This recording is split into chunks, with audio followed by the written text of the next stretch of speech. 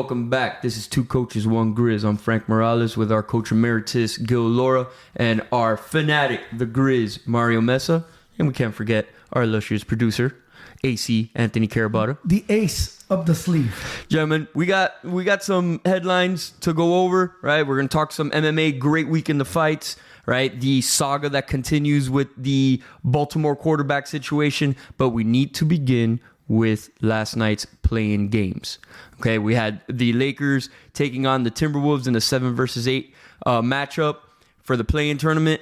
Lakers win in overtime, 108-102. Kind of a precarious situation there for a little bit.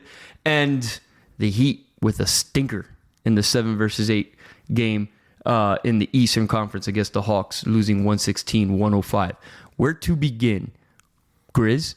I know you got some strong thoughts here for the hometown Heat. Take it away, sir. Well, this year's been I would like to say, a lackluster season for the Heat. To say the least is to say the least. It's been a sporadic year of up and down. We never looked like we were getting the next step. We didn't hit on the big trade. All our guys are, I think, positioned wrong, as Jimmy being a 1 when in reality, at best, he's a 2. Bam. Come on, Bam. You're nothing better than a 3. The guy that we brought in to be the 1, Lowry sucks. Lowry can't play. Lowry's horrid. Lowry can't play. Lowry's horrid. If it wasn't for Lowry, he's terrible. And yesterday, he's the only guy that kept us above float. It was amazing to see the ghost of Lowry play that well. Lowry's past. But, it is what it is. Past. We failed against the Atlanta Hawks, a team that also didn't look like it was going anywhere. We've taken care of Trae Young basically his whole career against the Heat. And as we were talking off air, the one thing that this team lives by, its credo. What we could hang our hat on night in and night out is our defense. Was the Heat defense. And non-existent. This year it's been helter-skelter. It's been gone. Last night it was non-existent. But I'll be honest with you, defense was not as good, but man, we missed a ton of easy shots. Oh. I mean, I could say at least 5 shots 2 feet away open we missed. I mean, it was just bad. Butler didn't bring his A game. He needs to be the guy that has that big game, not Lowry. The rest of the team just, now if they sneak in as an 8, Well, let's be honest. You win this game, you were going to play the Celtics. You lose this game and you win the next game, you're playing the Bucks. Or you lose both games at home, and that's an embarrassment in itself. Not really the prime. You want to go in the playoffs, you never know what can happen. And yes, they'll have their game on Friday at home. They play the winner of tonight's Bulls versus Raptors. But the way we played the other night, who says that we have a chance? Let me tell you, and the Bulls have been playing pretty good ball. I don't want to play either one of them. They've been both playing really well and playing well against us. So it's not looking great. I want to go real quick to the Laker game because the fact that the Lakers had to go to overtime, they were down most of the game. When just the last game of the season, the Wolves lost Gobert for punching a teammate, who's won Defensive Player of the Year. Who's the guy? Daniels, I think. That was. They were thin. The Timberwolves were thin. Their best on-the-ball defender, he gets mad and punches a wall, which, as always, the wall is still undefeated. The wall wins. Still undefeated. It is the Tom Brady of walls. As I like to always tell everybody, I always look at Vegas. There was no money line, and it was an 8.5-point spread. So, again, like you said, for them to go to overtime shows you they were down 10 points almost the majority of the game. If it wasn't for are not a good basketball team. I don't care with LeBron and Davis. They're just it's not a well constituted team. They got to go play the Grizzlies now. Good luck. I mean, luckily you're taking on an immature team still, right? So that's why you could have and LeBron. I mean, he can do anything, and if anything, you win the first series, but. Man, people still are taking shots at, hey, Lakers can maybe win the finals. Can take it off. Wake up, guys. I mean, the fact that they made the playoffs is at least not an embarrassment for LeBron, but him celebrating an overtime win against the Wolves. Against the depleted Wolves. That's pretty sad. Not even a full-strength Wolves. I'm going to play devil's advocate here. Please do. You usually do. The Lakers were, I guess, 18-9 after the All-Star break. Best record since the break. Right. Yes. Going into it, they had before that, they had a 0.3% chance to make the playoffs. So Well, the late I'd like season you to trade. see that 18-9 record and see the opponents they played. I understand, but The that late season trade majority was of a it. positive thing. They had some good young guys. LeBron really didn't play a whole lot. That's what I'm saying. Majority of those it was guys- without LeBron. Correct, but LeBron's not gonna sit out now. Anthony Davis stepped up to the plate. LeBron's not gonna sit out. Understood, 100%. There's certain things, a team is always better with LeBron James, but there was certain things for that team without LeBron was what they needed. Yeah, at they the spread moment. the ball out a lot It's more. just different because when LeBron's on the court, he demands the, The ball ball. has to go And of through him. course he demands the ball. He's the best. But just certain things don't go the way they're supposed to go with him, and the team has not been. I'm sorry. It's just a facade to think that they have a chance to. I mean, No, with the other 4, 5, 6 teams in the West. I mean, the top 3 I don't think seeds are not even the favorites in the West to Correct. come out. It's the Correct. Suns are a favorite. You got the Warriors a favorite. Don't sleep on the Clippers. You guys are telling me this. You know, the Clippers still got in there at the fifth seed without Paul George, and he should be coming back. And Ty Lue's a hell of a coach. Anytime the Clippers play the Lakers, the Clippers have a bigger chip on their shoulder. they've won 8 in a row or something like They that? want to win really bad against the Lakers because they've been the But I'm saying they match up brother really for so well. long. They match up really well against the So- Suns. I think that'll be an amazing series. I took a flyer on the Kings to win the conference. Hey, why So, not? exactly. But let me tell you, that's going to be the most fun series in the entire NBA. You got 2 offense. That's going to be 130 average, both teams. Defense will not be found anywhere in that series. Good luck with that. And, I mean, it's just, they're about, 80 miles separating each other. It's going to be, I think, the best fun series. But, man, once again, Lakers thinking you got the finals. Man, good luck. Well, again, listen, they got a puncher's chance, and that's all they were looking for Yep. at the end of the So day. like Masvidal had. Correct. Puncher's chance. Hell, the Heat still have a puncher's chance you of go. winning the finals. You There you know? go. So once you're eliminated, you got no chance. So I'll give them that. There you go. Listen, yes, They're breathing. long shot by any measure, right? Any analytic, any stat, whatever it is impressive that they dug themselves out of 13th place to be where they're at here. I mean, it would be. I think there was a stat that said they started 2-10 and no team had ever made the playoffs or something like that. Correct. Once again, amazing stat. But we're dealing with in an NBA now that allows 10 teams to entertain the playoffs, playing games and all that stuff. I just, once again, I'm not sold. If they make a run, they make a run. But I think they're out in the first round. Really? Yeah. I think, man, I think it's at least a 6-game series. Grizzlies are favored. It could be a 6-game series, but again, like you just said right now, the Grizzlies are favored. So first time I think LeBron has entered a series like this that he's Not the favorite. That he's not the favorite. So He's never lost in the first round, I believe. I believe you're also correct in that. But I don't. Again, I do not see them going far. Oh, actually, I If think they- he lost the first year when he was with the Lakers. If they get past Memphis, I don't see them winning the second round. Yeah, I mean, it gets exponentially harder after that. And like Chris pointed out and made a great point. With LeBron on the floor, I think it diminishes what they can do with the other guys that are out there. As great as LeBron is, as great as he's been, I also think that Yeah, and- Father Time is knocking on his door. right. You hit it on the head there because he played 45 minutes this game, which was the most he played all season, I believe. And it just doesn't bode well. Honestly, you know? I think that's why he took that month off is to reload for the playoffs. 'Cause I would agree with that. he is the most He's known for that. physically, the specimen of any NBA player that's ever been built. Gifted. That is just, you craft that guy and you go, that's what an NBA player can look like. He's a monster. We all know he spends tons of money on taking care of his body like no other. I think it was, let me get past the record for Kareem, and then all of a sudden, oh man, Playing with house money. I got something. Then he's like a month off, My hangnail- and he took my a hangnail chance. hurts. He took a chance because if they don't make the playoffs, who knows? But regardless, that guy's gonna give you everything. I don't. Father That's Time, one thing you can't deny Father him. Time will catch up on everybody, but he's still able to play the time and what's needed from him. But what I'm saying, and you were saying, sometimes adding a guy like that is taking away certain things that other players were doing in that month. So yes, It was addition by subtraction. exactly. There's good and bad, and once again, you're never gonna not want to take LeBron. the chance without LeBron, but understand that certain things that were working without him now change because he dominates the ball. And they have a chance. If they beat the Grizzlies and the Kings can beat the Warriors, they would play the Kings. And to think that the Kings, even though that would be a tougher series, they just need things to fall their way. Fall on their way. You don't think the NBA would love a Lakers-Suns Western Conference Finals with LeBron? Hell, it almost happened where it was going to be the first round. I think that would be all the referees will be doing their darnest to make sure that will happen. LeBron. Where's Tim Donahue when you need him? Hey, whoa, It'll be a full deck of them if that's the case for these series. I wanna jump back to the Heat real quickly before we close out the segment. This is pretty much the same squad, same coach, right? The same core pieces that went to the finals a couple years back. Went to a conference finals last year. The COVID finals.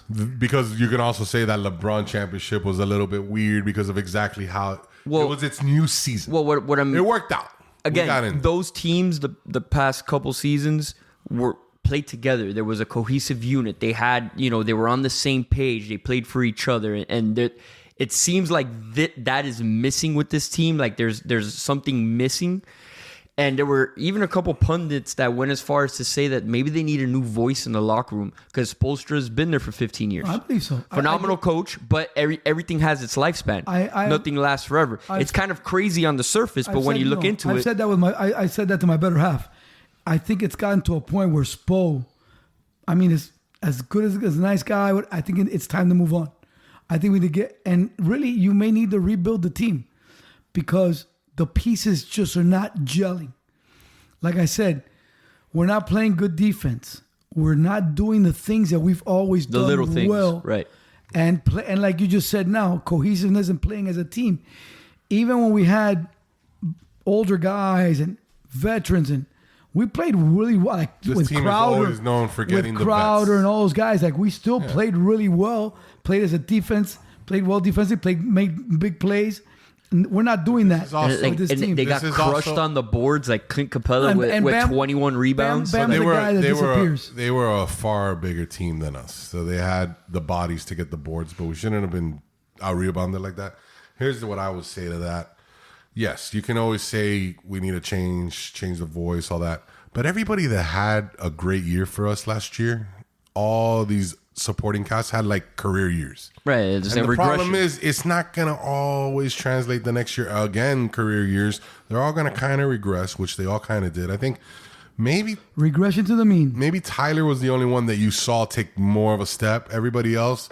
But you can't have Bam, to me, should be even more. Like now I'm regretting that we didn't try harder to get KD by trading away Bam, even if KD gets hurt, because at least our hurt KD feels like more than what Bam's giving me. No, Bam disappears. That's why I said Bam disappears. And unfortunately, in big games disappears. You can't be a big man and disappear in big games. But also the NBA that's being played now is unfortunately doing everything it can to take away the defense that we used to employ. So you're still not going to stop teams from scoring 100, even with great defense now, but you just need those fourth quarter when we need the stops.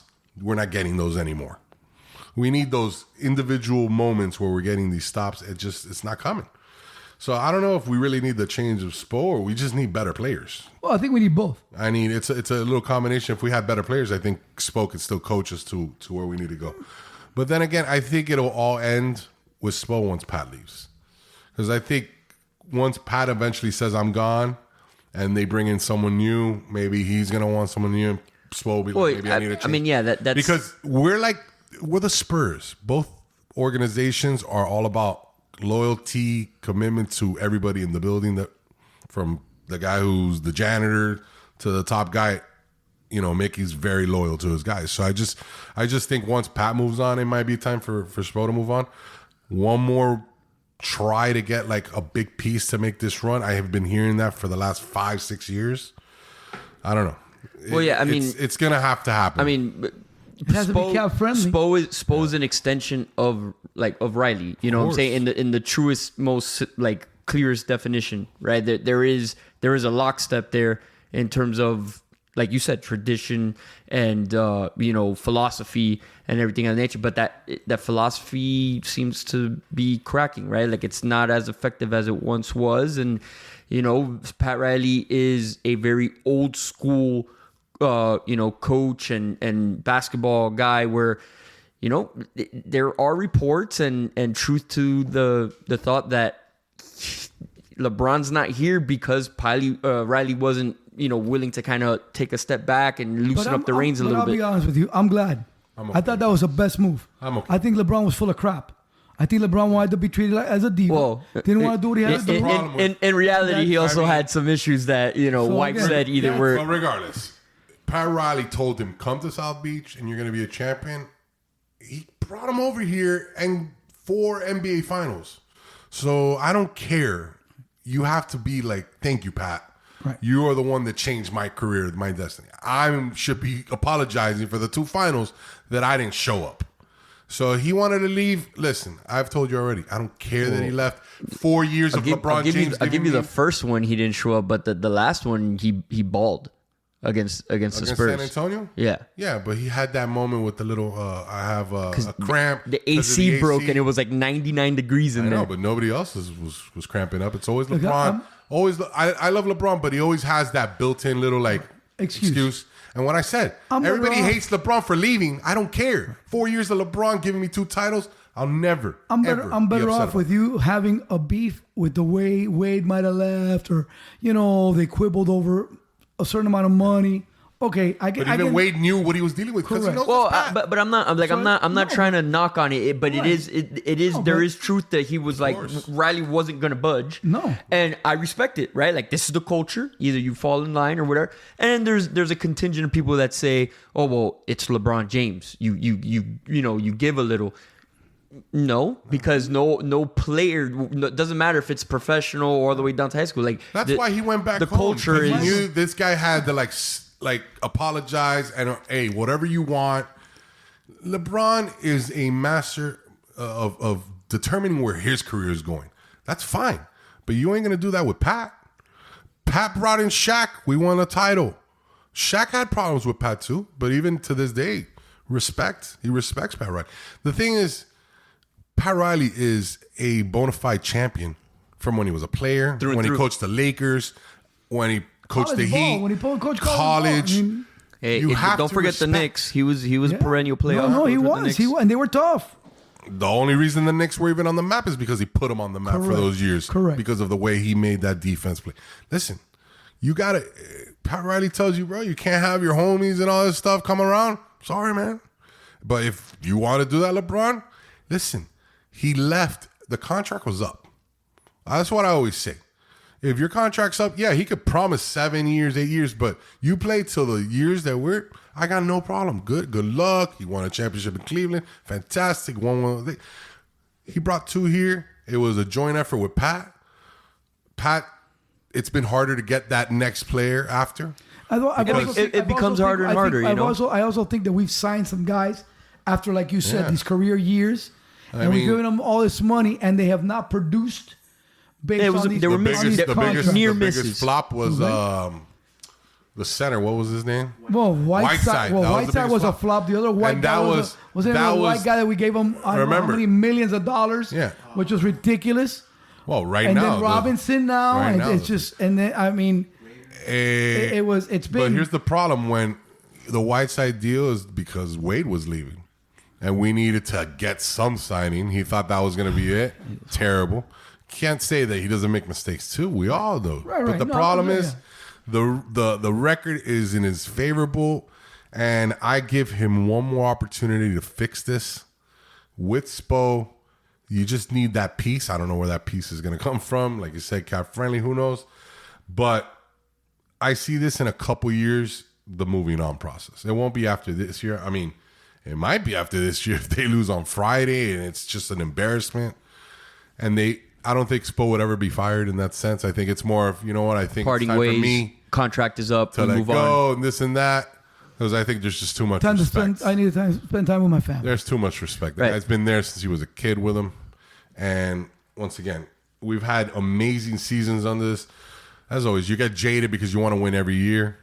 He A can lot do of teams in this league. Spoke and go do podcasts with his wife. Exactly. He'll be fine. There you We'll go. be good. He'll be all right. He's set for life. Empowerment of women. There you go. Yeah. So the Heat, spinning it back to current situation now, they're going to play the winner of Chicago and Toronto, who plays tonight. They're actually playing right now, as we speak. Listen, even if they win, it's going to be a quick win in the first round of the You got to go playoffs. against Giannis and Milwaukee, which, by the way, they always play us tough. They hate playing us, so they're going to want to make that 4 or 5 games at the most. We'll see. Jim, it's all about Jimmy. If Jimmy doesn't show up, because It's all about Bam. it is, but if Jimmy can show up and be the best he is, we'll definitely get a chance. Unfortunately, But yeah. Bam is a 6'9", Bam front court guy. Bam is a supporting cast. While you got Bam needs to come Giannis through. at 6'11", running around the court. He And needs so, to be the supporting cast. He needs to be the Robin to Jimmy's Batman, and he doesn't. He disappears. yep. So there it is. That's our basketball talk. We're gonna obviously next week we'll have a full slate of playoff talk, because the actual playoffs, because this is just a play-in. This is not technically the playoffs, right? They start this Saturday. Playoffs have on Saturday. They start on 1 Saturday. to 2 games into seeing who's making the moves. I'll say it before the playoffs start. Like, I think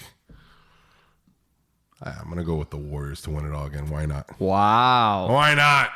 I love that team, and they got everybody back, especially Wiggins, who I think Yeah, if Wiggins comes back, it'll be. the month and 2 months he was off. If they're fully healthy, that's a scary team always to be the number 6 seed, a la the Houston Rockets in '95. We'll see. Should be fun. I mean, if I had to put money on it, I'm going with the Suns. It's just the more games they play together, the more polished they get, and Yeah. You can't say no to KD and company. I get it, but I don't know. They might not even pass the Clippers. Go Kings. The beauty of this is I would that's- like the Kings just for the fact that would be hilarious. The ratings would be utter low for that one. Sacramento. Go Kings. Sacramento against Milwaukee. That would be fantastic. Go Kings. beauty of this is that's why they play the games. Yep. We'll be right back with some NFL talk. So we have to do our obligatory quarterback discussion / argument that seems to happen every week now on the show. The NFL has become somewhat of a tale of two quarterbacks, it seems, with kind of, even though there's been some interesting moves happening in the background with other teams and trades going on, there seems to have been a stalemate between the Jets and the Packers on trade value for Aaron Rodgers. What seemed to have been, Packers having all of the leverage in this situation, it's kind of flipped on its head, because now the Jets are like, oh, okay, you don't want to get a deal done before the draft? We don't have to give you anything, and, they may end up saving some of their picks. The Packers and Mark Murphy, their president, came out today and said that they're not demanding the 13th overall pick from the Jets to get, to trade Rodgers. But, logically, it would seem that they kind of want to get some competition in this year's draft to surround Jordan Love with some weapons. I would imagine that a second round pick, at least in this year's draft, with a conditional next year, would get the job done. But it seems, there is no developments, no leaks, no anything on any progress with that trade. So it's going to be interesting. I see it kind of just continuing on into draft day and maybe even day 2 before anything happens. The thing is, the Green Bay Packers are not rushed at this time. There's no money involved right now. They don't have to worry about paying Aaron until September 1st. Right. So right now, Plus, how much do they save if they do the deal after June? Don't they save about $8 million? Again, he's going to get it anyways because it's his money. Not from them, though. No, it might not be from them, but again, I don't think that they have to pay him anything at this time until September 1st. I think he's already gotten his money. Therefore, and they do save money like post June 1st, like a June 1st cut or whatever they call it. So again, I don't think that they're not in a rush as much maybe as the Jets because of cohesiveness, what they need, him working with the receivers. mean, again, you're hoping that you get a rejuvenated Rodgers. You're hoping that he comes in willing to work with the guys off OTAs and things like that, and on their own time, and create some type of cohesiveness with those receivers. We don't know. We don't know what Aaron Rodgers we're gonna get in that situation, or whenever that trade does take place. Both sides have said though that it is imminent, that it's something they both want to happen. So again, we have to see how it moves on and what the Jets are willing to part with. Yeah, I mean, again, I think that the deal that makes sense is something akin to what they did with Brett Favre, right? They got a second that year and then a conditional pick for the next year, which would make sense, right? Especially with a young quarterback, and they're kind of rebuilding certain pieces of their team. Unless they're asking for a conditional first sometime down the road, that could hinder it, because you don't want to give up a conditional first for a guy that's going to give you maybe 2 years. But put your GM's hat on. Like, if that conditional number one pick would probably mean that the Jets made it to Super Bowl, right? Like, that would be the condition of it. Like, if they make it to the conference championship game or make it to Super Bowl. Not necessarily. It would depend what the condition is. So again, short of, if we win the Super Bowl, you get my one. Okay. I mean, but I would you take that? Yeah, I would take it.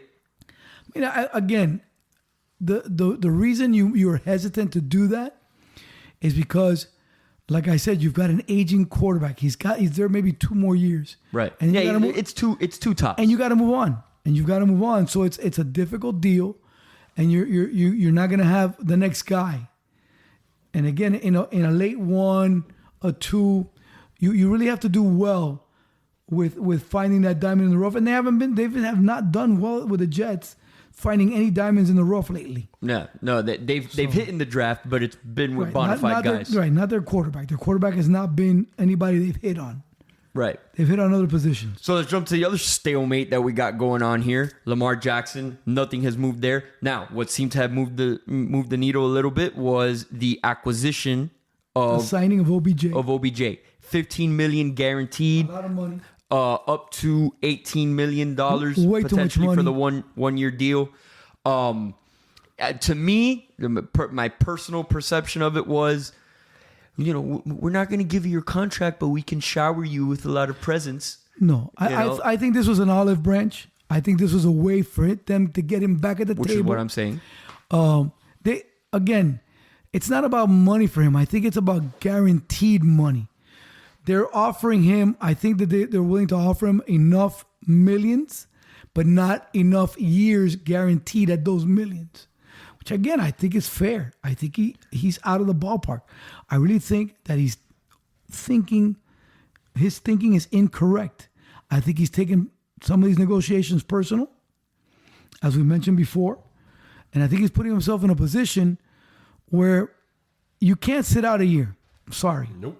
You just can't, unless you're Deshaun Watson that sits out a year and then gets a $5 million guaranteed contract and sucks last year.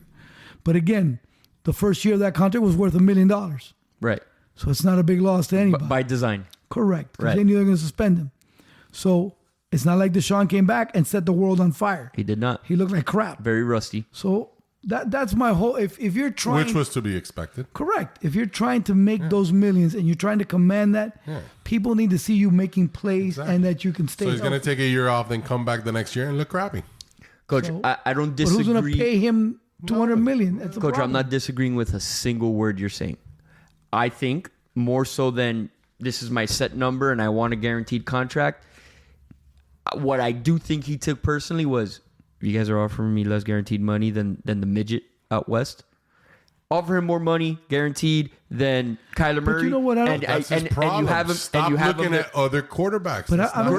But Grizz, he's a better quarterback than Kyler Murray. But if you break down the contract, he's more accomplished in every aspect. But when I broke things down last week, everybody gets paid the most, man. Right, he would get paid pretty much what Kyler Murray's getting paid. 133 guaranteed. I do Kyler Murray's 189 guaranteed. I do believe that at the negotiating table, the effects of him getting hurt, the effects of him maybe not being as successful in the playoffs were brought up.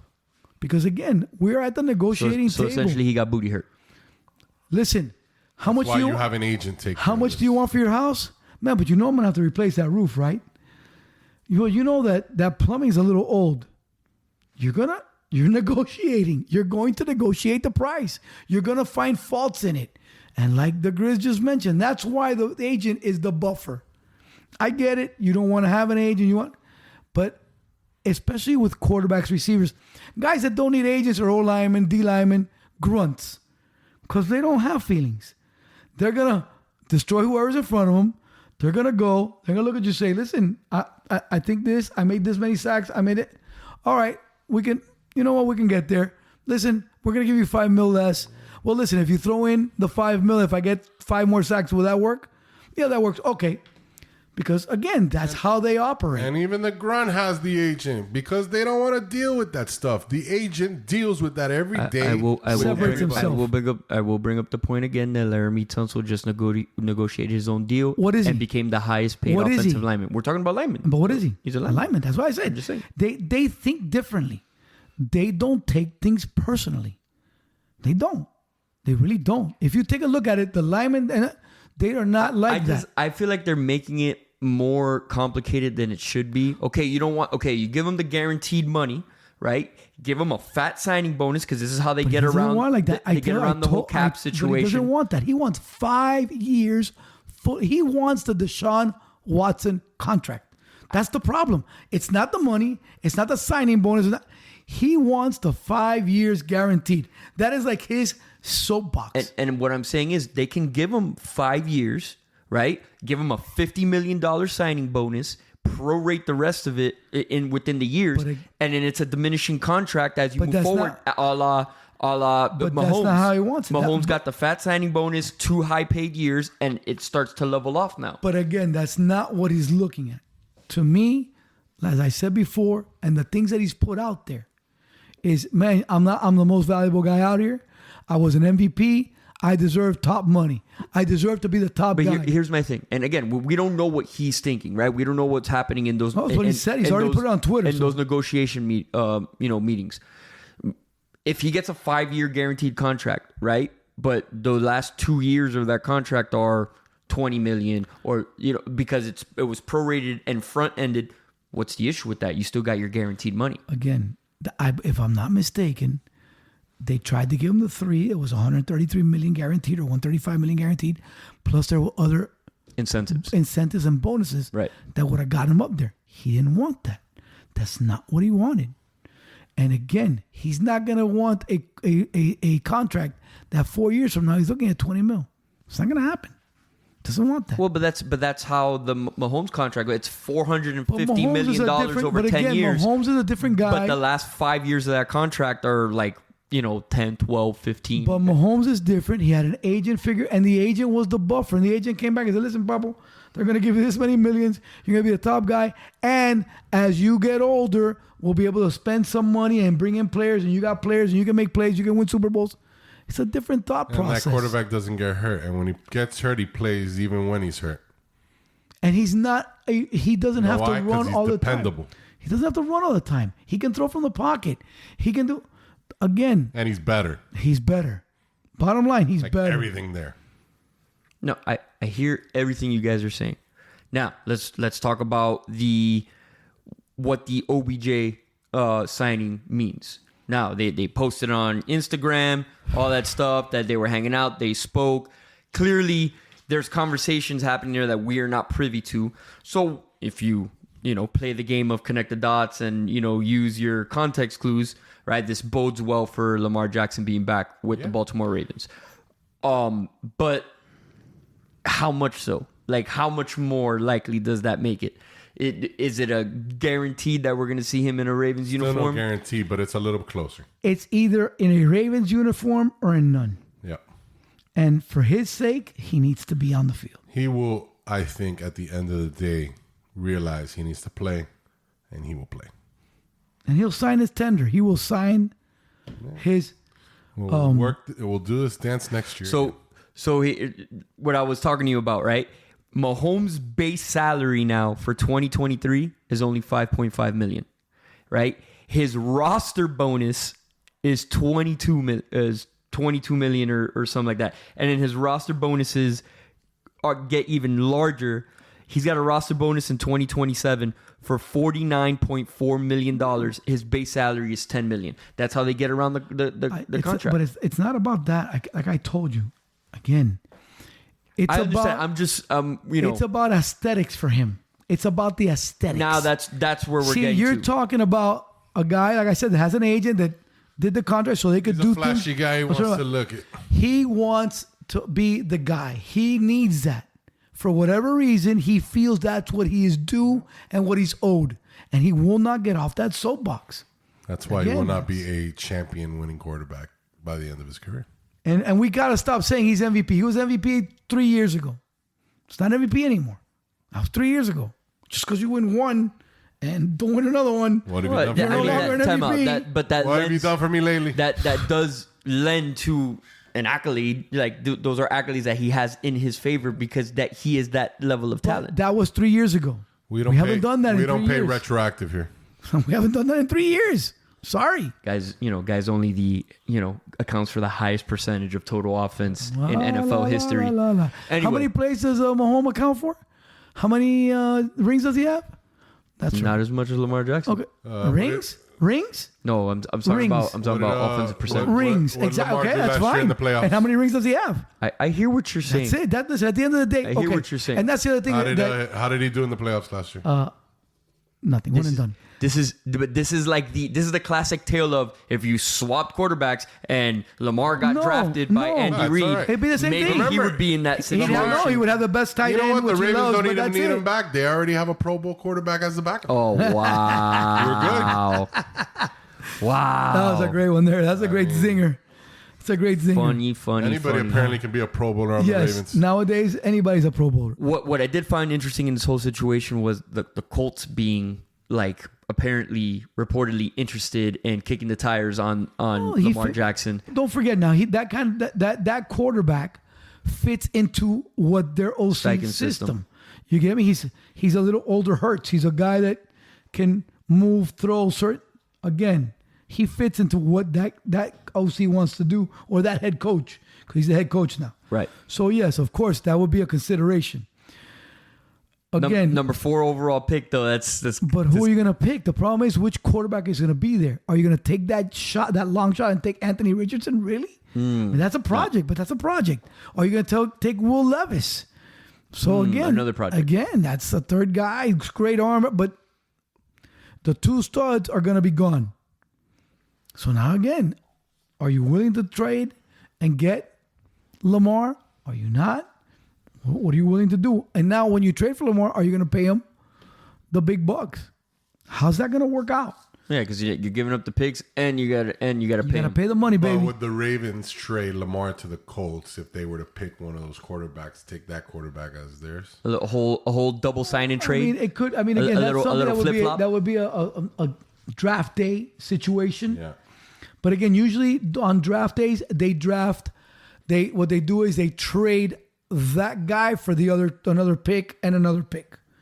You get me? Like if I had a team and I'm negotiating with you, you tell me, hey, listen, I want the 4th. If you draft this guy, I'll give you my 14th and so and so. So usually it's not really the player. That's an interesting scenario. I know they would be getting. That's a very interesting scenario. But it could be a possibility. Of course, that's possible. Like for example, what is it? Devontae Adams, right? He got the franchise tag, and then the baseline is all the 2 number 1s, but they didn't do that. It was essentially a sign and trade. He signed his contract. They traded him for their 1st round pick and another dude, and that's how they got it done. So they only gave up 1 first round pick. It's up to that is the qualifier. Okay, if you sign with another team, you got to give me 2 number 1s. Right. However, now you can negotiate. It can be negotiated where he signs this contract. You're going to take him with that contract, and you're going to give me in return, the 1, number the 2, 4, the 3, the and 4, whatever the case is. Yeah, that's an interesting scenario there. We'll see again. Because you know how it is. This is subterfuge, espionage, and lying season for the NFL. I just think I just think he's pricing himself out of the market. I really do. I think that if they would see that he'd take $40 million, $43 million, 44, like if he'll take $40 to $45 million a year on a 3-year guarantee, on a 5-year contract, 3 years guaranteed, or $150 million guaranteed, and signing bonus, right? Or a roster. Again, the idea of a roster bonus is to get around the cap situation. No, it's not just that. It's just because he's going to be on your roster, right? And he's banking on himself. He's going to be on the roster. You're not going to cut him, right? For sure.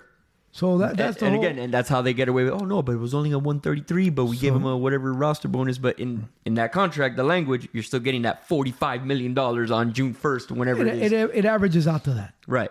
So let's talk about other news in the NFL. One that jumped out to me was the Lions trading Jeff Okudah, right, the former number 3 pick in the 2020 draft, to the Falcons for a 5th rounder.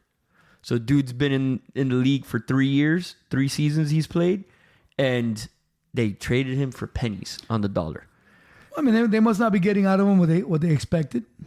I think with the Falcons he will be a good D lineman. I think the Falcons roster looks solid. Cornerback. I'm sorry, corner. I think the Falcons roster looks solid.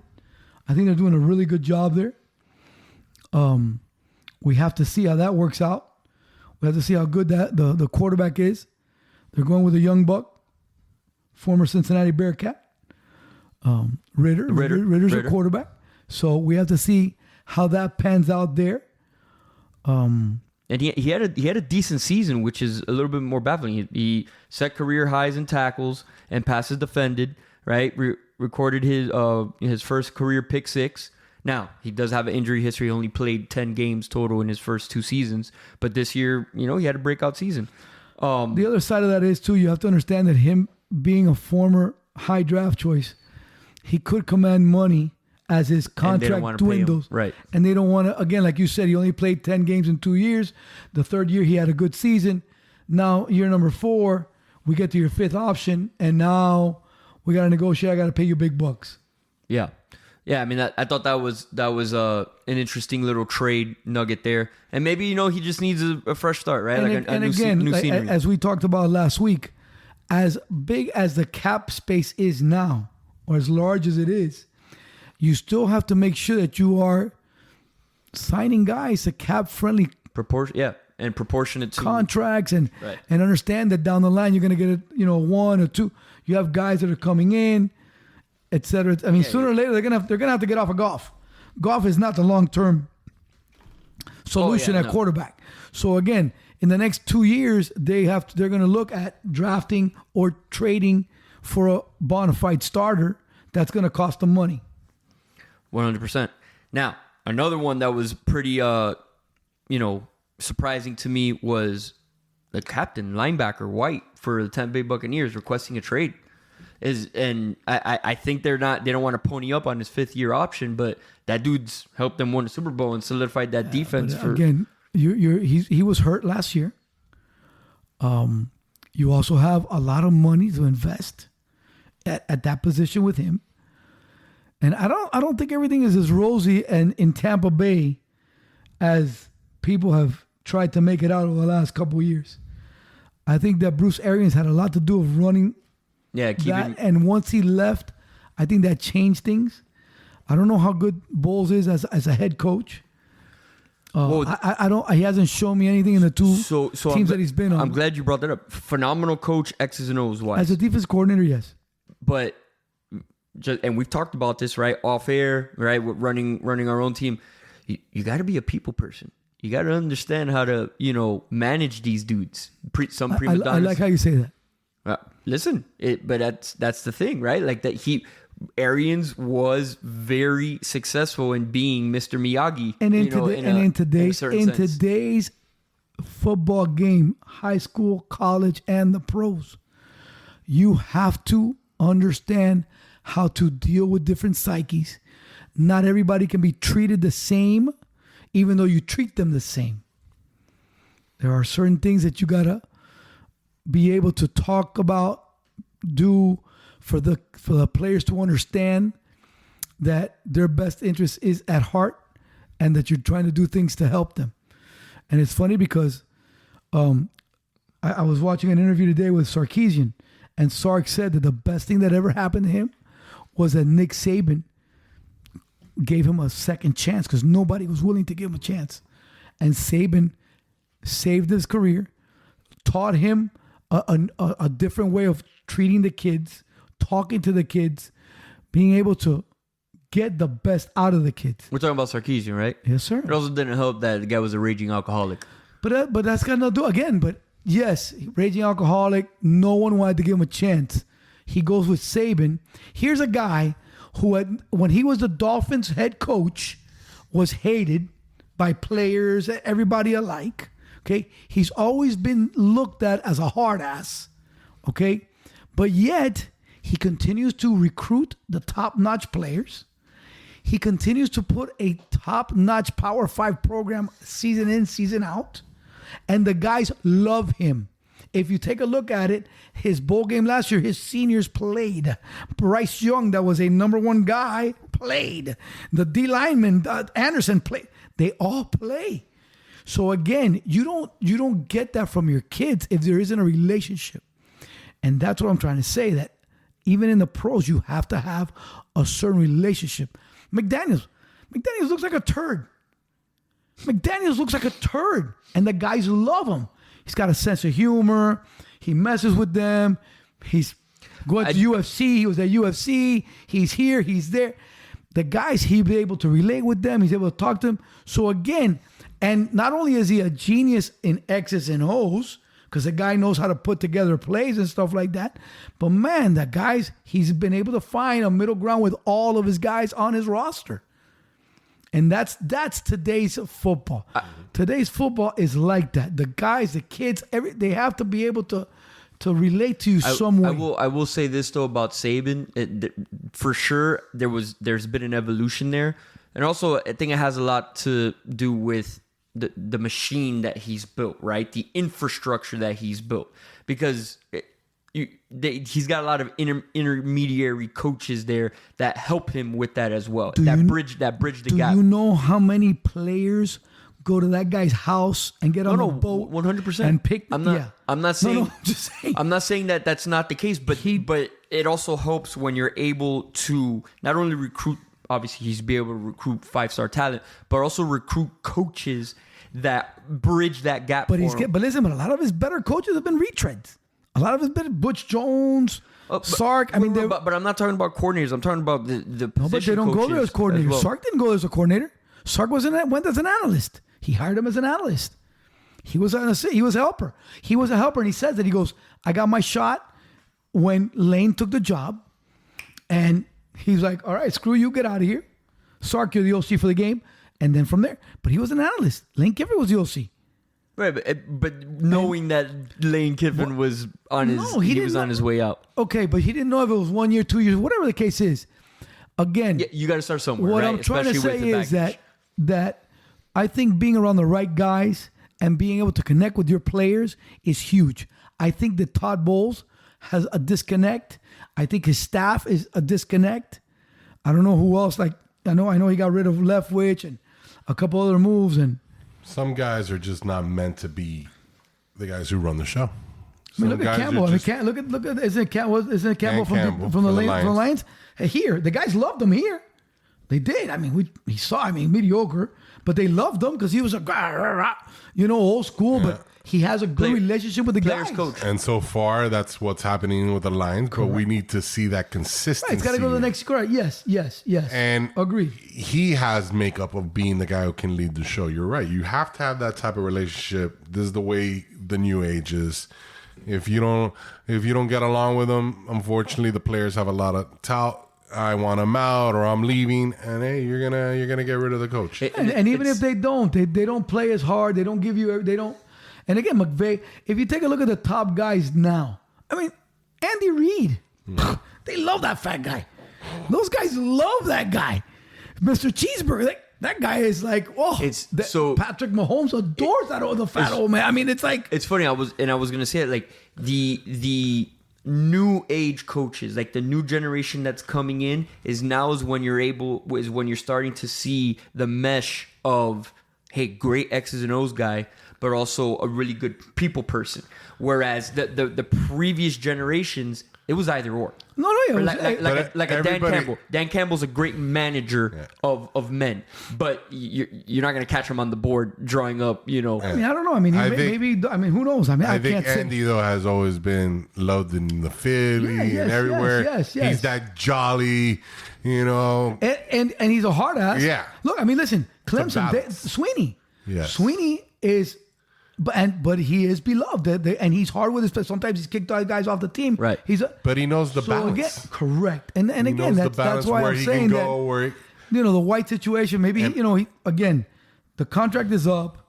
He's got frustrated with the negotiations he's not on his multi-year deal, or he's not feeling good with what's going on, and he just wants to get out. The players are gonna love you also when they know they're coming into the real deal.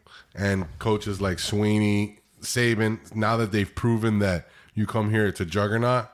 And, you can say it. Saban's probably, the older he's gotten, he's probably, lessened his... he's mellowed out. He's mellowed out a little bit. I mean, the guy's doing Aflac commercials all the time. Right. So he's a little bit more personable.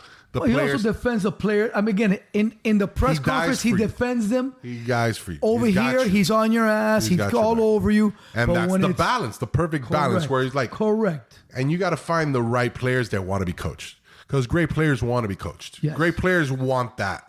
They yearn for that. Yes. You got a problem when it's the divas. And that's the problem. And learning to get rid of that, because it's the balance. You're going to get the best players, but you're also not going to get the ones that disrupt your locker room type of guys. Correct. And that's the balance that they look for. Being, obviously, having great mentors, to grow as a coach, like, that's a skill that needs to be worked on. You know what I'm saying? Like he has that foresight because he's made mistakes in his own right. You know what I'm saying? And he can lean on that experience of like, hey, when I handle going back to this whole started with White from Tampa Bay.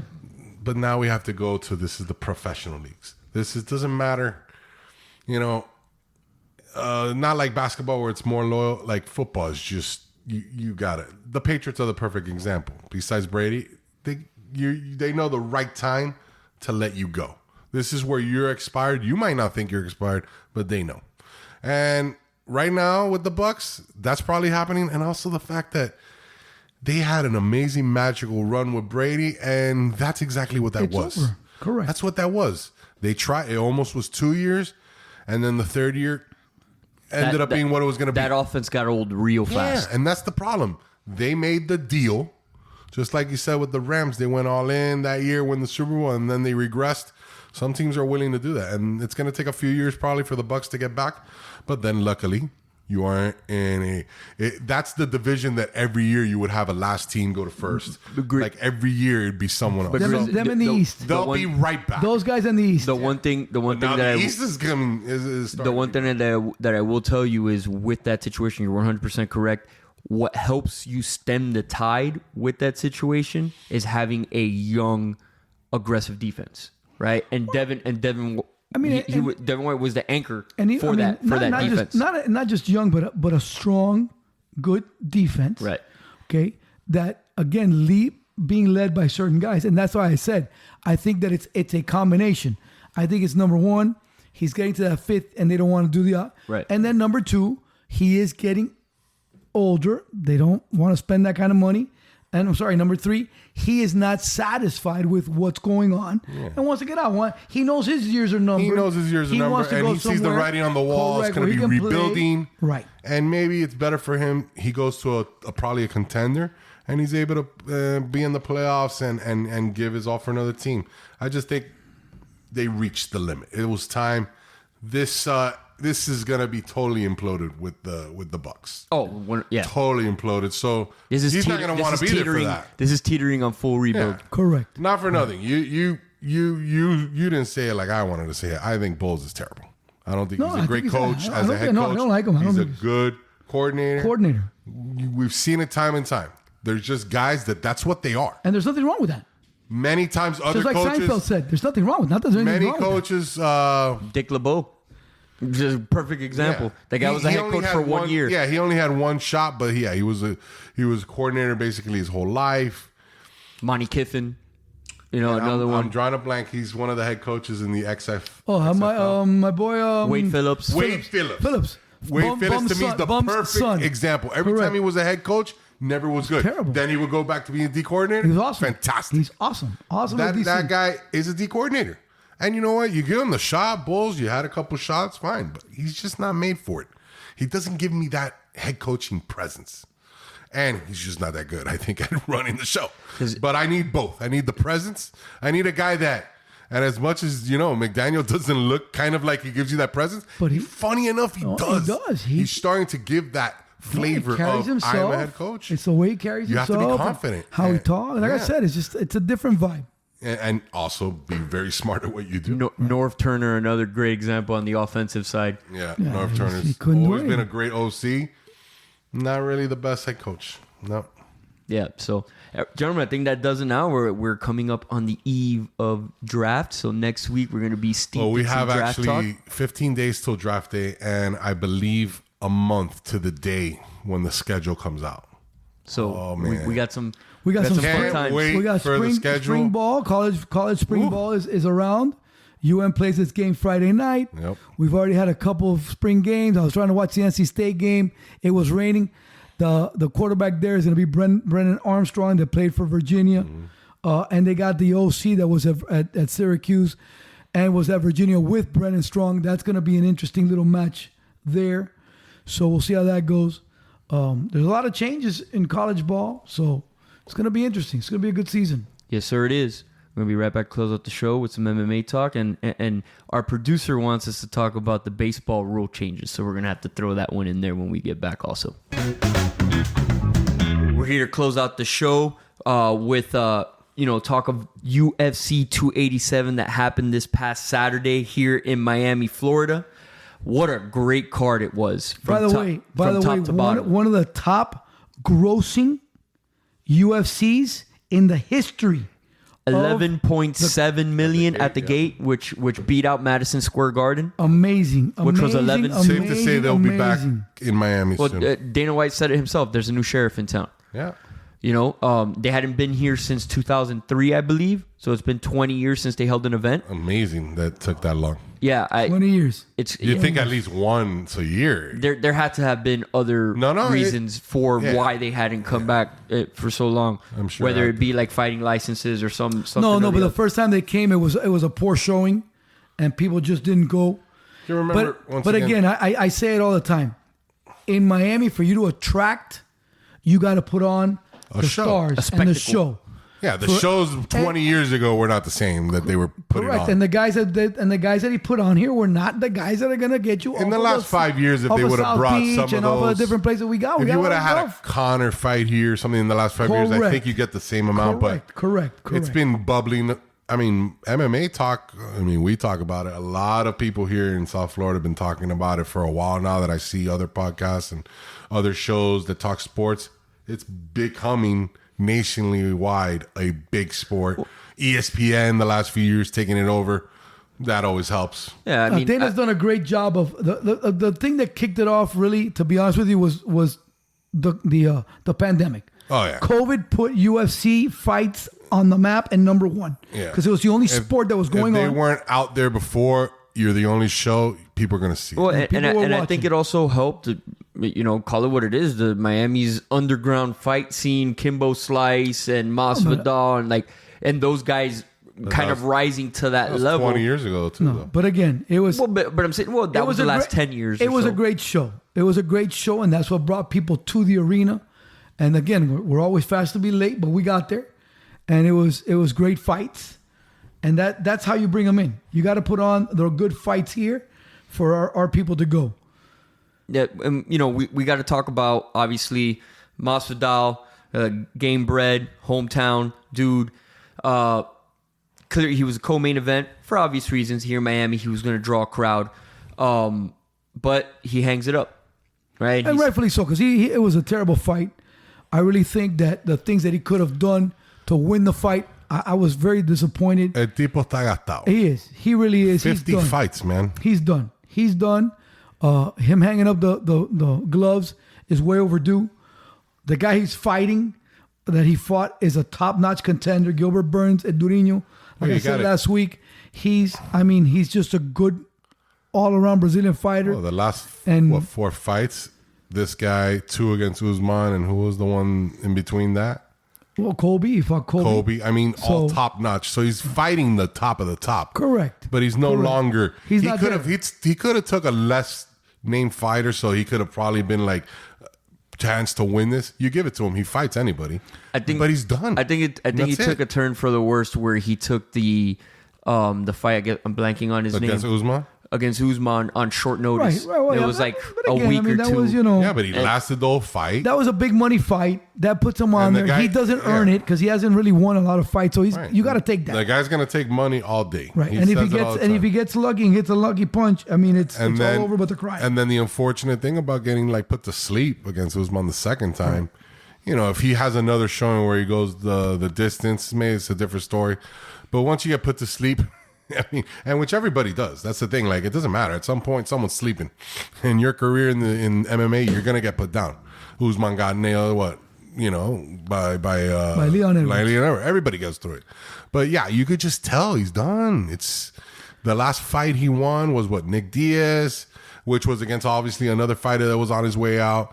His biggest claim to fame is the fact that he got a knee in 2 seconds in. 5 second fight. Hey, that was great. That's amazing. But great. Once again, another guy that guy was already on the way down. Yeah, that was a Mighty Mouse trade. Yeah. So, his fame of brawling in Miami and all that for where he got to, fantastic. You got your bag. Everything's great. But the guy who impressed me, the second most, because Adesanya impressed me, was Christian Rodriguez against Raul Rosas Jr. Oh, yes. That was a great fight. I mean, let me tell you, he schooled the young man, the 19-year-old Mexican kid. Right. That was the Mexican that was kid, getting hyped. I had taken Rosas. Rosas has been a machine, but I'll be honest with you, his immaturity showed in that fight. Christian did a great job of taking over and doing everything he needed to do to win that fight. He out-wrestled him. He outlasted him. He did everything the right way and ended up submitting him. Like, look at the stats on that fight. Yeah. The significant strikes. Rodriguez, 83 for 115. That's total strike percentage, right? And Raul Rosas only landed 2 significant strikes out of 19. Again, Raul Rosas is more of a wrestler, but he couldn't even get that going. He didn't know how to set things up. He had one early move where he got Christian Rodriguez's back. But then after that, it was done. Well, learning experience for the youngin. A big one. Before you go, if we don't mention it, I would kill myself. The funniest thing of the whole MMA was the lady who won, Sam Hughes. Oh. Did you hear that? Yes. She wins tells... Her boyfriend bet $1,000 on her.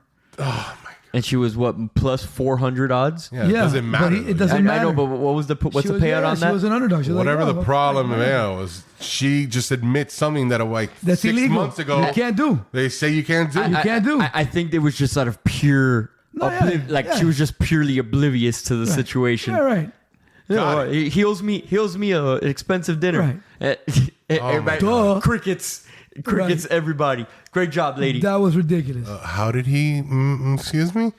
Yeah, I'm sorry. Well, what's the punishment for that? Does she get suspended? She's gonna end up getting suspended. She'll get suspended because someone in her party or entourage or what have you, supporting cast, bet on them. That's illegal. Can't do that. And we have, as she has said, her boyfriend. She said it on. Yeah. On a video. Yeah. No judge, jury here. We got smoking gun, red-handed. It's right there. No circumstantial evidence here. The proof is in the pudding. Just foot in your mouth type of stuff. All right, let's finish this off strong, gentlemen. And again, the main event, Adesanya showed why he is who he is. It was great finish. He fought well. He was aggressive. See, that's the difference between Masvidal being shot and this kid still being in his prime. He came out, he set the pace, he backed up Pereira. He had Pereira backing up, not moving forward. Finally, when Pereira started moving forward is when he catches him. He hits him with a nice left jab, then comes across with two Night-night. right hands and just finishes the fight. Again, I thought he did a phenomenal job. Boy Great was stiff shape. going down. He looked good. I mean, I don't think he loses to anybody at this weight. I don't think there's anyone that can beat him. There's nobody else to fight, apparently. That can be. Oh no, I mean Whitaker will fight him. Whitaker is a former champion. Yeah, but they were saying after that there's nobody in that weight, that the best fight is these guys go at it again. Gastelum looked good in his fight, but he's too short. That's part of the reason why Pereira got such a quick chance at the title, because he kind of wasted everybody in the division. But I mean, he also had a nice backstory. Right. That he had knocked him out, beaten him twice, knocked him out once, and so there was some production. For correct. And then again, the hype for this fight was amazing. Great. I mean, here you go. One of the best pound for pound guys in the UFC is 0-3 against Pereira, against this fighter. I want to get your perspective on, because now Adesanya came out and said, well, now he's got to go through the ranks. He's got to fight his way back up. Right. Are you okay? You okay with that, or are you one of those that said, I want to see the rematch right away? My thing is, I don't like trilogies 1, 2, 3. I think just like with the situation with Leon Edwards now and Usman, right? They fought twice. Leon's beat him twice. Now Usman's gonna have to bring it back or retire, because Leon is the champion. He's got to move on. Adesanya was the champion forever. He had defeated everybody. This guy got in, beat him in the 5th round on a fight that Adesanya had dominated for 5 rounds and got knocked out. And Adesanya showed he's the better fighter. Again, they fought 8 rounds, 7 rounds, and he's won 6 out of 7, right. 7 out of 8, whatever the case is. So yeah, Pereira now has to show that he's gonna have to beat someone of matter of quality to be able to fight him.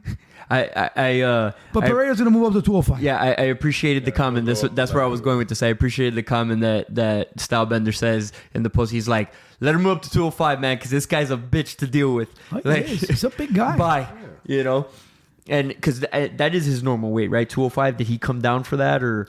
To be honest with you, with fighters, it's hard to say what their normal weight is. The thing is, as you age, it gets harder to lose weight. That's why, again, as great as Bones Jones looked the other day, that's why he's made the move to heavyweight. Because, man, it's just hard to cut. Right. Those 25, 30 pounds. It's grinding. You grind and you look great at 215, 220. You got to lose those 10 pounds somehow, and it's like, from where? Yeah. So, again, it's not healthy either. That guy was super shredded. Again, at 205, he's going to look shredded as well, because he's a big guy, right. Got a big frame. So. Yeah, no, I mean, listen, it was from top to bottom, phenomenal card. Man, this weekend there's another good card. Max Holloway fights. I like Allen. I like his opponent. I'm concerned with Holloway's. He's been in so many wars that I don't know if Allen beats him. You took the words very much. Like, he just stands in the middle of the ring. It's like, come on. Like, at what point does that just get to you, man? If you watch Saturday Night's fights, you watch the Robbie Lawler fight. The Robbie Lawler. Oh my God. And that was the beginning of Robbie Lawler. After that, he had 3 more fights that were wars. His nose was crazy. Just non-existent in that fight. Listen, the cut on the lip. Oh. I mean, I remember watching that. Again, wow. And that was just the beginning of 3 or 4 more wars that Robbie Lawler had. That's why ultimately Woodley beat him. Woodley got him and was able to take care of him. Yep, there you have it. Looking forward to it. We got draft on the horizon, schedule release, another great card of UFC coming up. I know you wanted to talk about baseball rules. We'll get to it next week. I promise. Okay, the games are being played faster, so now they're selling beer until the 8th inning now, which is always a positive. Shaving time off. There you have it. And it's getting the young crowd back into it. Look, before we go, I do want to thank our sponsors, General Carnita Gourmet Meats. All right, visit generalcarnitas.com for all of your premium gourmet Place meat your selection. Order, get it delivered 24 hours. Hey, baby. I also want to say a big thank you to Prodigy Coaches. Visit prodigycoaches.com for all your tutoring and test prep needs. And finally, Prodigy Athletic Gear. All right, custom on-demand athletic gear for all of your sports endeavors. This is 2 Coaches, 1 Grizz. Out.